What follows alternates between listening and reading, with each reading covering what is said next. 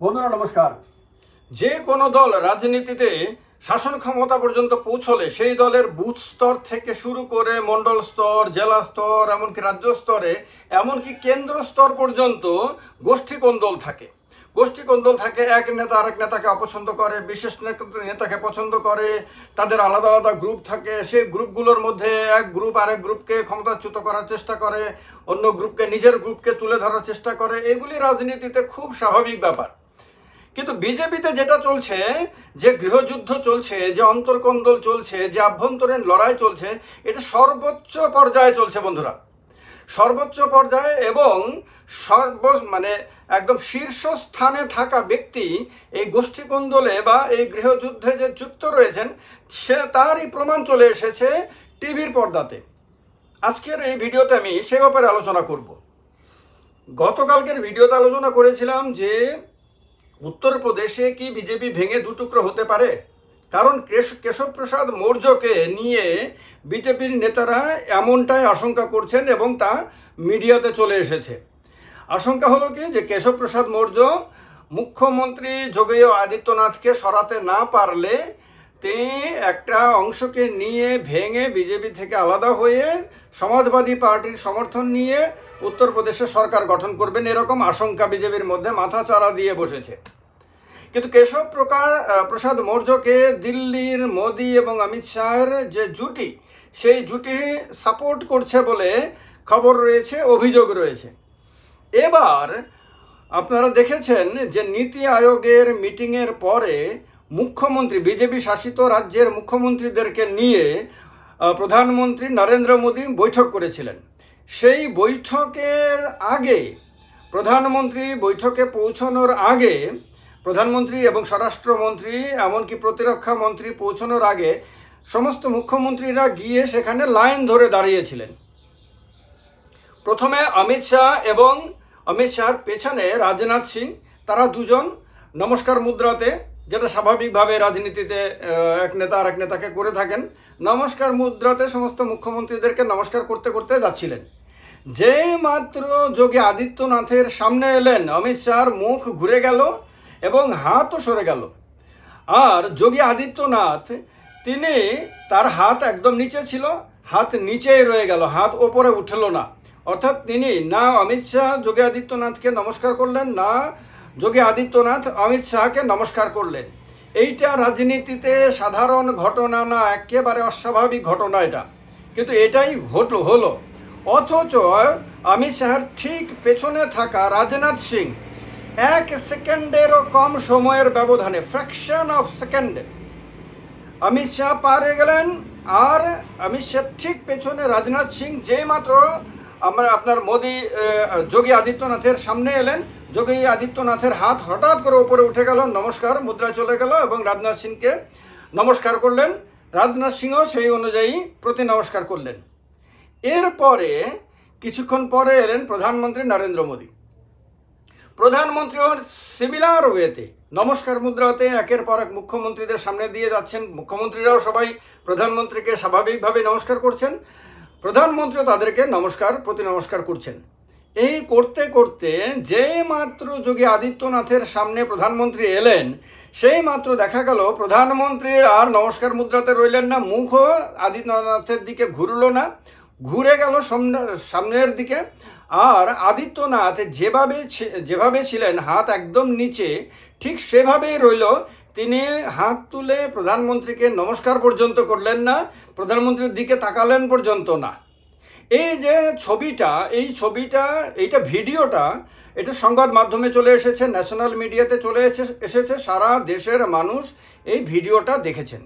এবার কথা হলো যে বিজেপি তো একটি সংস্কারবাদী দল বলে, ভারতীয় সংস্কৃতিকে তুলে ধরার কথা বলে, এবং বিজেপির সর্বোচ্চ পর্যায়ের নেতারা সবসময় এটাকে নিয়ে অহংকার করেন যে বিজেপির মধ্যে যে সংস্কার, সেই সংস্কার সারা ভারতবর্ষের সমস্ত রাজনৈতিক দলগুলোর অনুকরণ করা উচিত।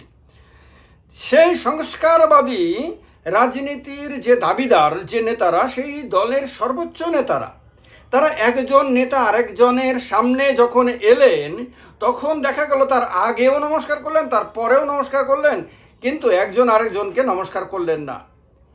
এই যে গৃহযুদ্ধের যে চিত্রটা উঠে এলো সামনে, এই গৃহযুদ্ধের চিত্রটা অনেক বার্তা দিয়ে দিল সর্বোচ্চ পর্যায়ে। কারণ প্রধানমন্ত্রী নরেন্দ্র মোদী আর যোগী আদিত্যনাথ এই দুজনকে ভিন্নভাবে দেখতে হবে।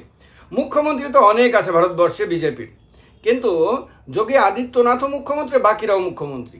আদিত্যনাথ সেই ব্যক্তি যাকে নরেন্দ্র মোদীর পরে দেশের প্রধানমন্ত্রী হিসেবে কল্পনা করেন বিজেপির নেতারা, বিজেপির কর্মীরা এবং আপনার নাগপুরের আরএসএসের অজস্র স্বয়ংসেবক এবং প্রচারক। তারা আদিত্যনাথকে আপনার নরেন্দ্র মোদীর পরবর্তী প্রধানমন্ত্রী হিসেবে কল্পনা করেন। আদিত্যনাথ সেই ব্যক্তি যিনি তীব্র লড়াই করে যুদ্ধের মধ্য দিয়ে গিয়ে শেষ পর্যন্ত মুখ্যমন্ত্রী হয়েছেন। তাকে কেউ কোলে করে নিয়ে বসায়নি, হঠাৎ করে জিরো থেকে তাকে কেউ হিরো বানায়নি। তার যে জীবন, রাজনৈতিক জীবন, সেটা সংঘর্ষের জীবন। বারবার তার জীবন পর্যন্ত বিপন্ন হয়েছে, তার উপর অ্যাটাক পর্যন্ত হয়েছে, কিন্তু ভয় না পেয়ে তিনি লড়াই করে গেছেন। সেই লড়াই করতে করতে করতে করতে চেয়ারটা তিনি কেড়ে নিয়েছেন। বিজেপিতে চেয়ার দেয়া হয়, চেয়ার মুখ্যমন্ত্রী হিসাবে কাউকে ওপর থেকে বসানো হয়। নরেন্দ্র মোদীও যখন আপনার গুজরাটের মুখ্যমন্ত্রী হয়েছিলেন প্রথম, তখন তাকেও আপনার এলকে আদবানি বসিয়েছিলেন বলা হয়। অর্থাৎ তিনি লড়াই করে মুখ্যমন্ত্রী চেয়ারে যাননি। এরপরে প্রধানমন্ত্রী যখন হন নরেন্দ্র মোদী, তিনিও যাদেরকে মুখ্যমন্ত্রী পদে বসিয়েছেন তাদেরকে তিনি বসিয়েছেন বলা হয়। কিন্তু যাদেরকে তিনি বসাননি কিন্তু বসেছেন তার মধ্যে দুজন মুখ্যমন্ত্রী আছে। একজন হলো যোগী আদিত্যনাথ, উত্তরপ্রদেশের মুখ্যমন্ত্রী, তিনি নিজের দমে, নিজের সাহসে, নিজের তেজে, নিজের দক্ষতায় হয়েছেন। আর একজন হলেন আসামের মুখ্যমন্ত্রী হিমন্ত বিশ্ব শর্মা। হিমন্ত বিশ্ব শর্মাকেও মুখ্যমন্ত্রী করতে চাননি বিজেপির শীর্ষ নেতারা। তার জায়গাতে সর্বানন্দ সোনোয়ালকেই আরেকবার মুখ্যমন্ত্রী হিসেবে রেখে দেওয়ার ইচ্ছা প্রধানমন্ত্রী এবং অন্যান্য শীর্ষ নেতাদের ছিল। কিন্তু হিমন্ত বিশ্ব শর্মা এমন এক অবস্থা সৃষ্টি করেছিলেন বলা হয় যে তাকে যদি মুখ্যমন্ত্রী না বানাতো বিজেপি, তাহলে তিনি কংগ্রেসের সমর্থনে মুখ্যমন্ত্রী হতেন। অর্থাৎ তিনি মুখ্যমন্ত্রী এবার হতেনই, তাকে মুখ্যমন্ত্রী হওয়া থেকে আটকানোর ক্ষমতা বিজেপির শীর্ষ নেতাদের ছিল না।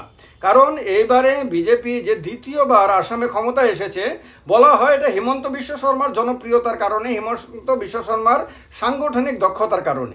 এই নিজেদের দক্ষতায়, নিজেদের আপনার আধিপত্যে, নিজেদের জনপ্রিয়তায় রাজনীতি করছেন বিজেপিতে দুজন মুখ্যমন্ত্রী। বাকি সবাই দিল্লির দয়াতে মুখ্যমন্ত্রী হয়েছেন, বাকি সবাই, ইচ অ্যান্ড এভরিওয়ান। কিন্তু এই দুজন দিল্লির দয়াতে মুখ্যমন্ত্রী হননি। তার কারণে আপনারা দেখবেন হিমন্ত বিশ্ব শর্মাও আজকে সারা ভারতবর্ষ তিনি বিজেপির প্রচার করার কাজে ব্যস্ত ছিলেন। এবারও লোকসভা নির্বাচনে দেখেছেন তার ডিমান্ড ছিল মধ্যপ্রদেশে, কর্ণাটকে, বিহারে, পশ্চিমবঙ্গে, সর্বত্র তার ডিমান্ড ছিল। আর যোগী আদিত্যনাথের ডিমান্ড তো কাশ্মীর থেকে কন্যাকুমারী, বিজেপির ভেতরে সব জায়গাতে ডিমান্ড। কারণ এখন অনেকে বলেন যে মানে আদিত্যনাথকে প্রধানমন্ত্রী বানানোর জন্য আরএসএস উঠে পড়ে লেগেছে নাগপুর। তার কারণেই নাগপুর গিয়ে শেল্টার দিচ্ছেন আদিত্যনাথকে এবং তার শক্তি হয়ে দাঁড়াচ্ছে যাতে আদিত্যনাথকে কোনো অবস্থাতেই মুখ্যমন্ত্রীর পদ থেকে সরানো না যায়। আর তাকে যদি সরানো হয় তাহলে বিজেপি ভেঙে দুটো টুকরো হয়ে যাবে, সেক্ষেত্রে কেউ আটকাতে, সেই মানে ভাঙনটাকে কেউ আটকাতে পারবে না। তো এই রকম একটা অবস্থা, যেটা নিয়ে সমস্ত মিডিয়াতে যখন আলোচনা চলছে, রাজনৈতিক বিশেষজ্ঞদের মধ্যে আলোচনা চলছে, যারা রাজনীতির বিভিন্ন কলাকৌশল নিয়ে কাজ করেন তাদের মধ্যে আলোচনা চলছে, এগুলি ওপেন সিক্রেট। এখন এগুলি আর কোনো গোপন বিষয় না। আমিও এই ক্রেডিট এখানে নেওয়ার চেষ্টা করব না যে আমি কোনো গোপন বিষয় নিয়ে এখানে আলোচনা করছি। এগুলি সব প্রকাশিত হয়ে গেছে, প্রকাশ্য বিষয়।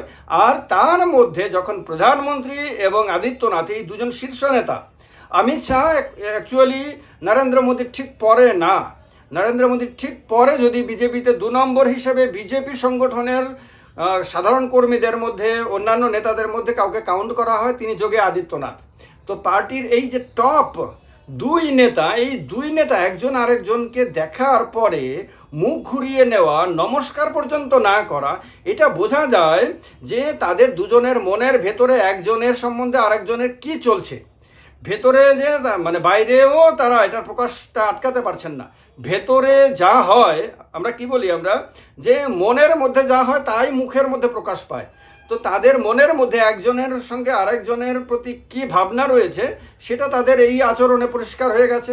এবং এইটা দেখে সারা দেশে বিজেপির অন্যান্য নেতারা, অন্যান্য কর্মীরা আশঙ্কিত হয়ে গেছেন যে দুইজন শীর্ষ নেতার মধ্যে যদি এই অবস্থা এবং এইটা যদি শেষ পর্যন্ত দলের মধ্যে ভাঙন ধরিয়ে দেয়, দলের মধ্যে লড়াইটাকে যদি আরও বড় আকারে নিয়ে যায়, তাহলে আলটিমেটলি দলের ক্ষতি হবে। এবং এতে দলের যে ক্ষমতায় কোনো মতে আপনার নীতিশ কুমার এবং চন্দ্রবাবু নাইডুর দুই ঠেকাতে টিকে রয়েছে, সেটাও সেক্ষেত্রে দুর্বল হয়ে যাবে এবং ক্ষমতা হয়তো হাতের বাইরে চলে যাবে। সেক্ষেত্রে তাদের ভবিষ্যতে কি হবে সে আশঙ্কায় কিন্তু সারা বিজেপির কর্মীরা কিন্তু ভুগতে শুরু করে দিয়েছেন। এবং আপনারা যদি সারা দেশে বিভিন্ন জায়গাতে বিজেপির কর্মীদের সঙ্গে যদি কথা বলেন, তাহলে বুঝতে পারবেন তাদের মনের মধ্যে কীরকম একটা আশঙ্কা, একটা ভয়, একটা অজানা আতঙ্ক একটা চেপে বসেছে, যেটার কারণে তারা এখন নিজেরা নিশ্চুপ হয়ে গেছে এবং সর্বোচ্চ স্তরের এই সমস্ত ঘটনাগুলিকে তারা দেখছে আতঙ্কের সঙ্গে। তো এই অবস্থাতে বিজেপির গৃহযুদ্ধ প্রকাশ্যে চলে এসেছে। এই গৃহযুদ্ধ শেষ পর্যন্ত কোথায় যাবে কেউ বলতে পারছে না। আরএসএস এই ক্ষেত্রে কতক্ষণ যোগী আদিত্যনাথকে শেল্টার দিয়ে রাখতে পারবে, বা যোগী আদিত্যনাথকে প্রধানমন্ত্রী বানানোর যে স্বপ্ন আরএসএস দেখছে, সেই স্বপ্ন কতটা সফল করতে পারবে, আদৌ সফল করতে পারবে কিনা, তাও কেউ নিশ্চিতভাবে বলতে পারছে না। শেষ পর্যন্ত এই লড়াই বিজেপিকে টুকরো করে দেয় কিনা, সেটার দিকে বরং সবার দৃষ্টি এবং সবার কৌতূহল।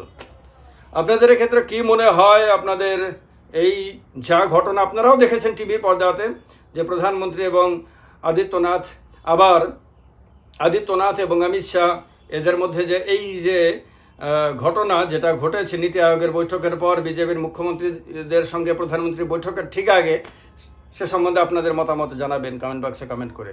ভালো লাগলে ভিডিওটি লাইক এবং শেয়ার অবশ্যই করবেন। নমস্কার, জয় হিন্দ।